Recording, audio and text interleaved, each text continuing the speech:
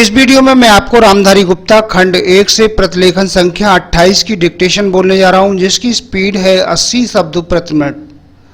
और यदि आप अपनी स्पीड को लेकर के परेशान हैं, आपकी स्पीड नहीं बन पा रही है, गलतियां अधिक आ रही हैं, तो अब आपको परेशान होने की आवश्यकता नहीं है। आप हमारी ऑनलाइन क्लास ज्वाइन कर सकते हैं। ऑनलाइन क्लास सुबह शाम दोनों समय चलती हैं। चाहे आप अभी शॉर्ट हैंड सीखने के बारे में सोच रहे हो, स्टेनोग्राफर की तैयारी कर रहे हो या रिपोर्टर की, सभी के लिए ऑनलाइन क्लासों की हमारे यहाँ व्यवस्था है। मेरे द्वारा तैयार की गई एडवांस आउटलाइन की बुक है, उनको आप ले सकते हैं, उनसे भी आपकी स्पीड बढ़ेगी। बुकों का लिंक नीचे डिस्क्रिप्शन बॉक्स में दिया गया है। बुक खरीदने पर आपको 5 दिन की फ्री ऑनलाइन क्लास दी जाएंगी।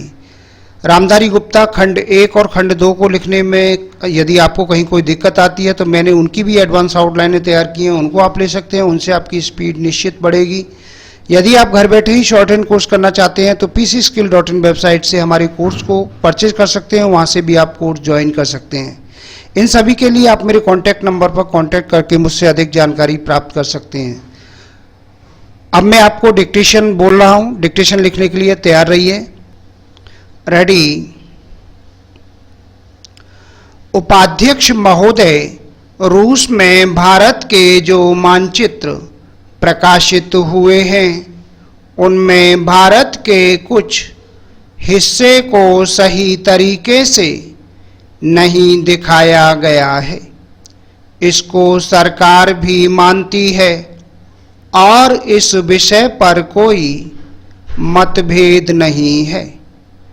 प्रश्न यह है कि अगर किसी देश ने हमारे देश का गलत मानचित्र प्रकाशित किया है तो एक सरकार के रूप में भारत सरकार का जो कर्तव्य है उसने उसको निभाया है या नहीं, और अगर निभाया है तो किस प्रकार से निभाया है।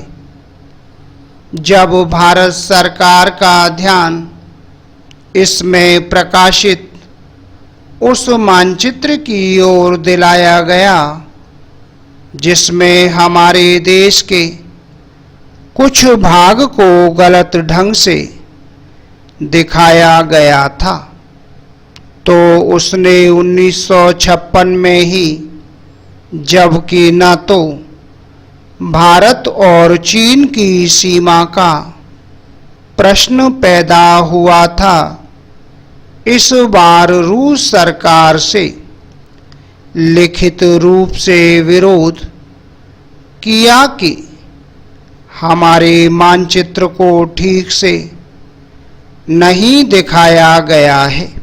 जिस मानचित्र को लेकर यह चर्चा हो रही है, जब उसकी ओर भारत सरकार का ध्यान गया तो उसने जून, जुलाई और अगस्त में लगातार 3 बार अपने राजदूत के माध्यम से और रूस के जो अधिकारी हमारे देश में आए उनसे बातचीत करके रूस का ध्यान इस ओर आकर्षित किया कि उसने इस देश का मानचित्र ठीक नहीं दिखाया है।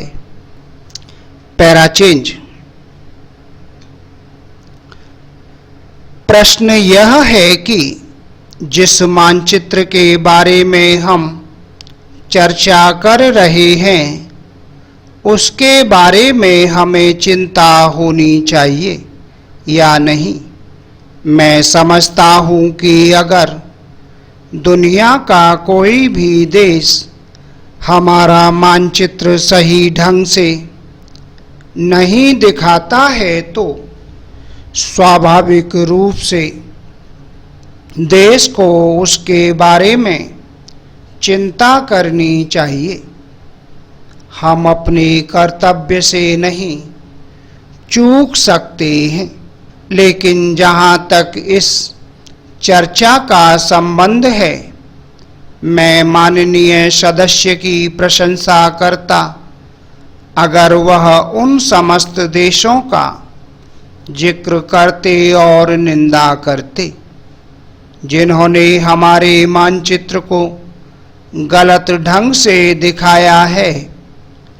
उदाहरण के लिए पाकिस्तान को शिकायत है उसके मानचित्र को केवल रूस, इराक और मिस्र ने ही नहीं बल्कि अमेरिका ने भी गलत दिखाया है।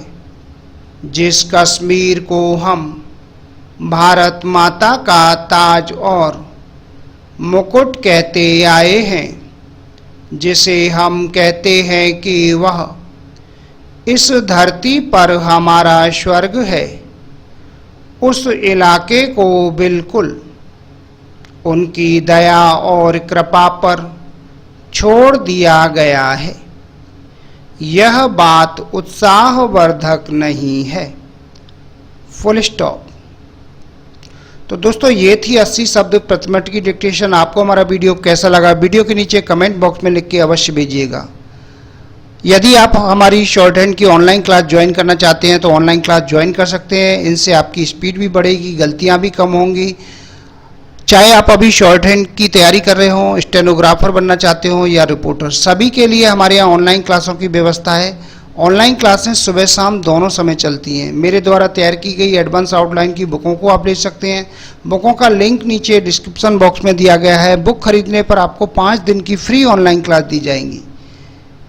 रामधारी गुप्ता खंड 1 और खंड 2 को लिखने में आपको कहीं कोई दिक्कत आ रही है तो मैंने इनकी एडवांस आउटलाइनें भी तैयार की हैं, इनको आप ले सकते हैं। इनसे भी आपकी स्पीड निश्चित बढ़ेगी।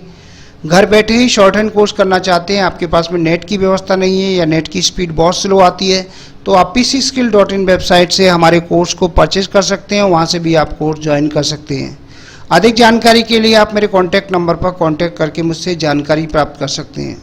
उम्मीद है आपको हमारा वीडियो पसंद आया होगा। इसी प्रकार से मैं आपके लिए और भी अच्छे वीडियो लेकर आता रहूँगा। तब तक के लिए जय हिंद, वंदे मातरम।